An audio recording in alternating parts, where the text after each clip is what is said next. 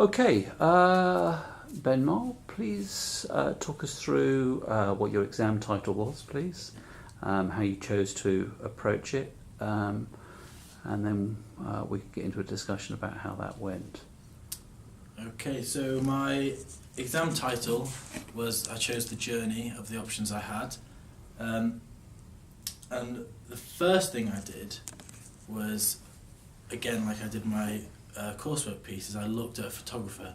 So I looked at Jeff Kroll from Hoogeveen in the Netherlands, and he photographs quite a lot in the city. He's a street photographer. But I found a series of photos he'd done at a train station in Amsterdam.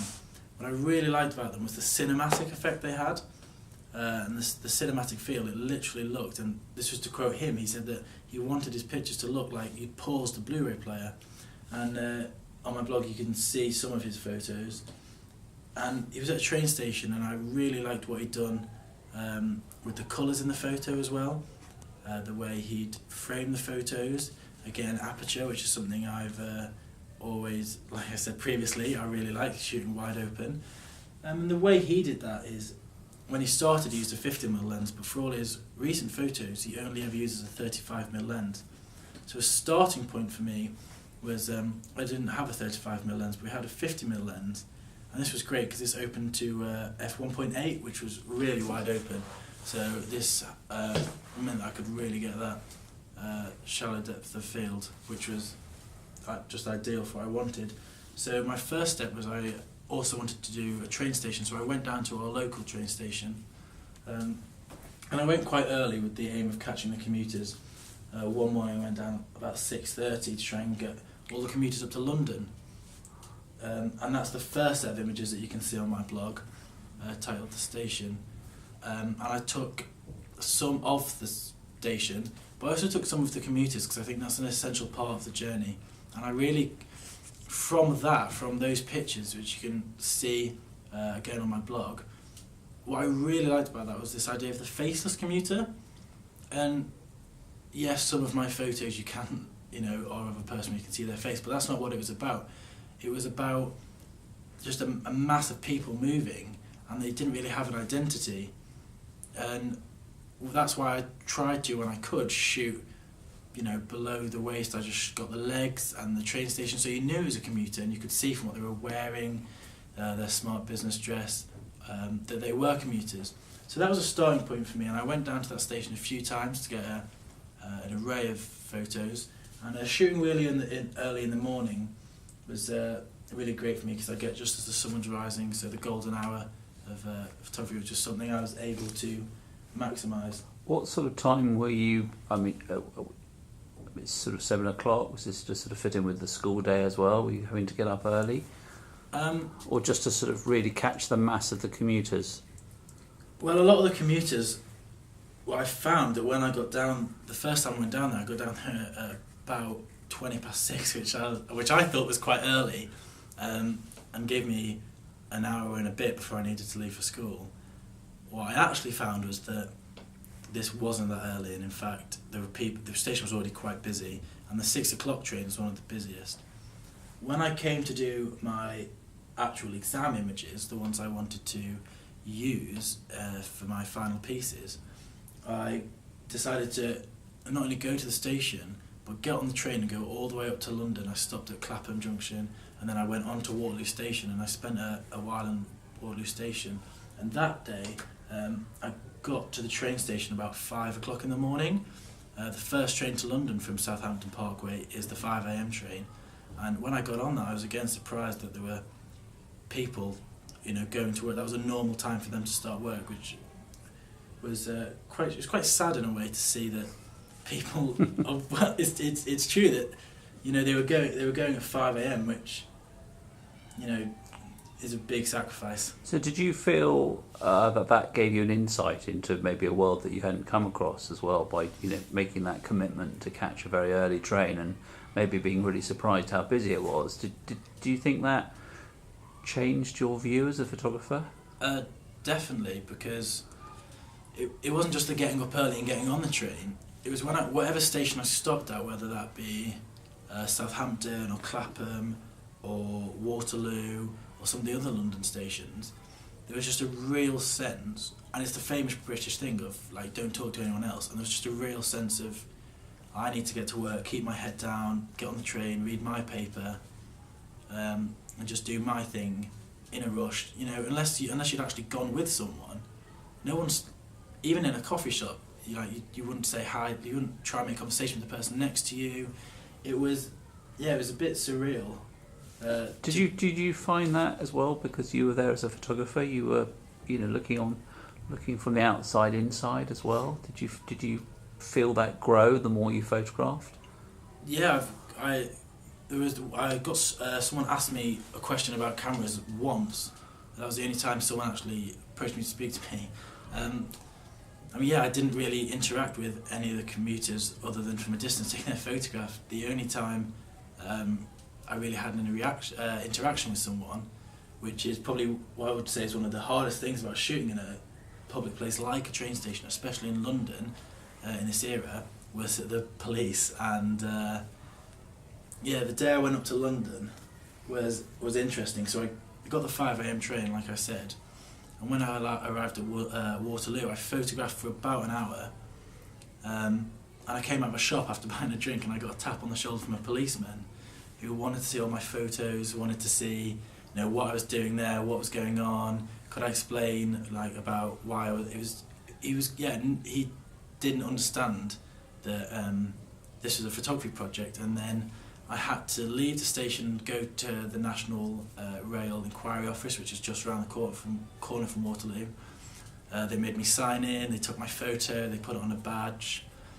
So I thought I was out of the woods. I thought, oh, brilliant. And then a bit later on, I took a photo of 2 chaps. Again, not of their faces. I mean, I know they obviously couldn't tell that, but one of my final pieces you'll see is of 2 chaps with walking along with coffees, and they complained to a policeman who came over again, wasn't happy with what I was doing, saw my badge, and told me that I needed to ask the permission of everyone or the people I was photographing in the station.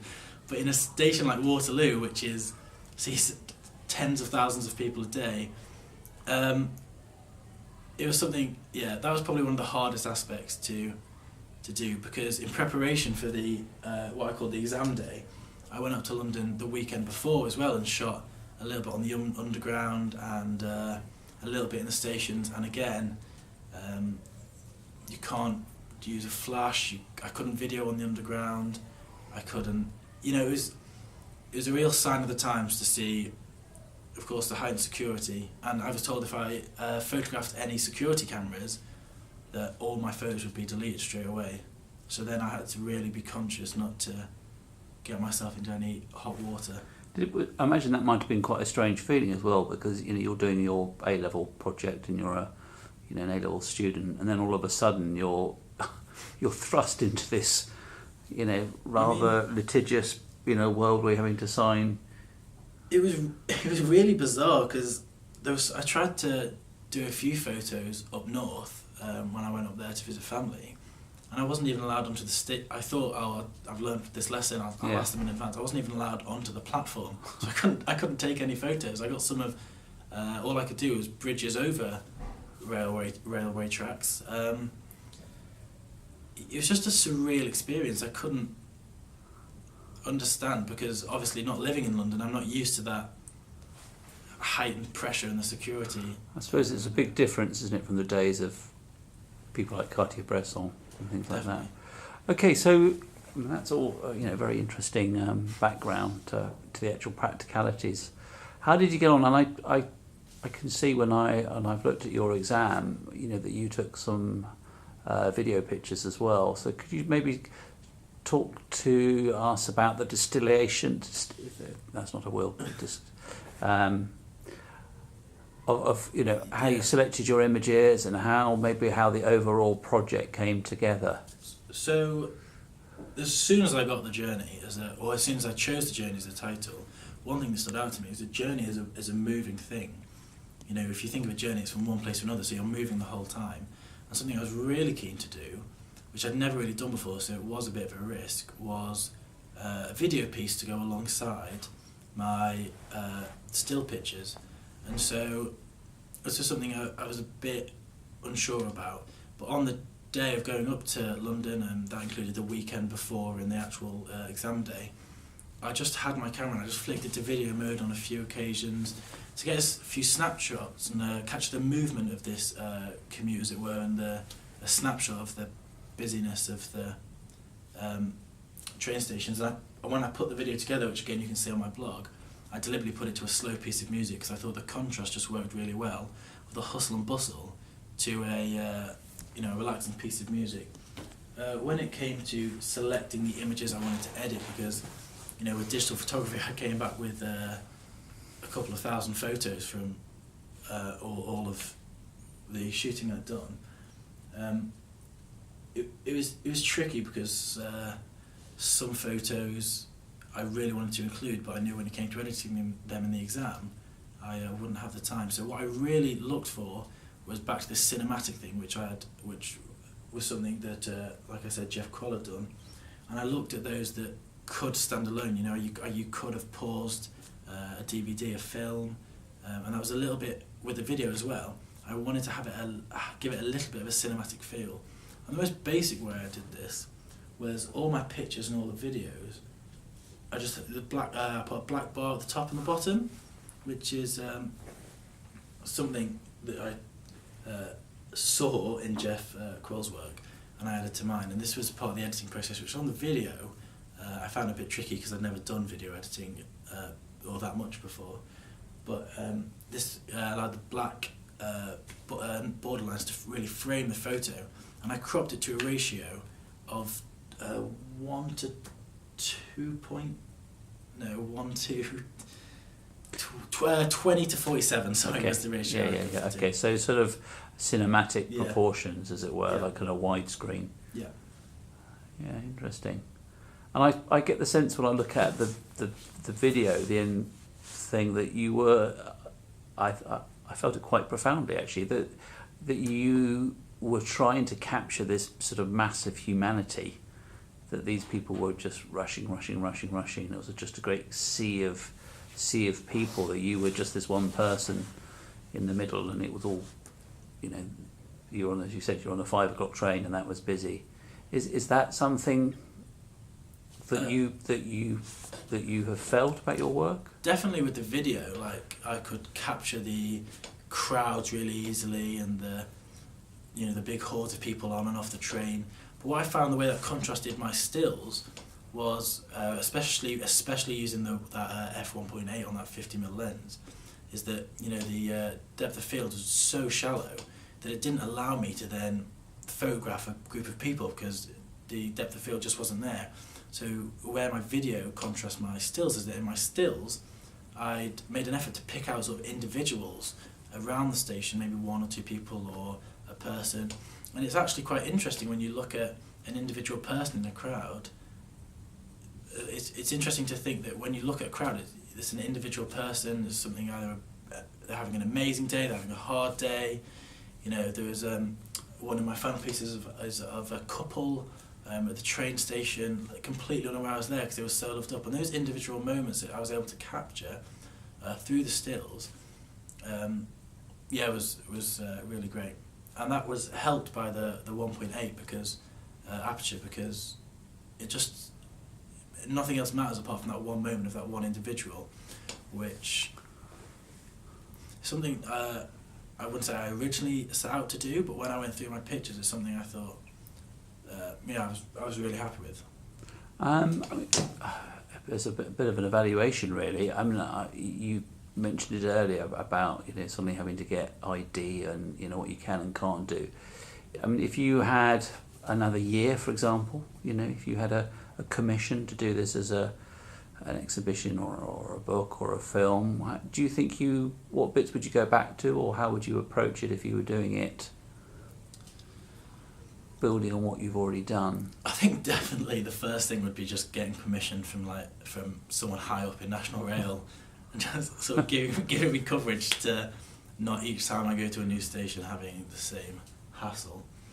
To go back on it, I mean, there was some aspects I really liked, so I'd keep them the same. Like the wide, the cinematic cropping was just something I really liked, and I also something new to me in Photoshop, which I'd seen before but never done myself, was rather than when you alter the curves themselves and it sort of changes the light of the photos, the RGB curves separately, it just created a really nice feel to the photos and gave them a sort of a quality, sort of a timeless quality, which is difficult to say when there's a photo of someone on their iPhone, but it just gives it, makes it a little bit different, and like a film, yeah, I would keep that sort of like, yeah. Yeah.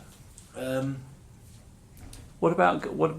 I think it's, actually quite significant that you were on a 5 o'clock train. Not every student would manage to get that organised. Did you find photographing as the day progressed? Did you feel that you got you picked up on a rhythm as well? Did the station get quieter, or were you aware of that rhythm by doing that? It's weird. I wasn't aware of a rhythm of the station peaking and troughing, but what I was aware of is when I got there at 5 a.m, Waterloo was already busy because it's an hour from Southampton, and I stopped at Clapham, so Waterloo was already really, really busy, and it just stayed like that the whole way through the day, right until 7 or 8 o'clock when I came home.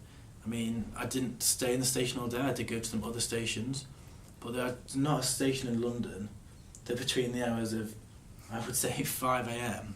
and 9:30, 10 o'clock is not packed, is not busy. The main stations are the train lines are the hub of London, the capital. One of the busiest cities in the world, and so they're just constantly filled, and there's constantly, there is a rhythm. There's constantly a fast-paced rhythm, like quick, like there's very little. It's a continuous. Yeah. Just one last question as we draw this to a close is, obviously you've experimented with video, and obviously stills as well.